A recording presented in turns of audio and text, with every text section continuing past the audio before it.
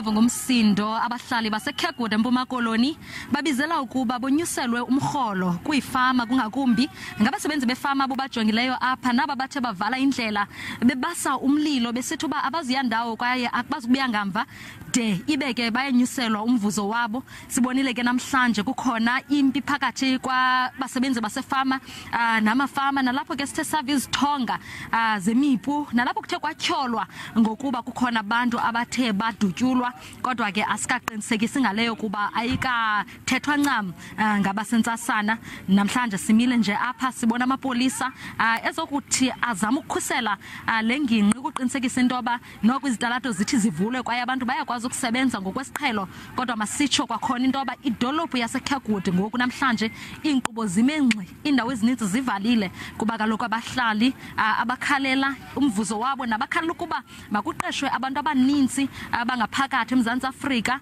nabambalwa abasuka ngaphandle besithi ke babizela u70% kwabo bangaphakathi eSouth Africa no30% kwabo bangaphandle.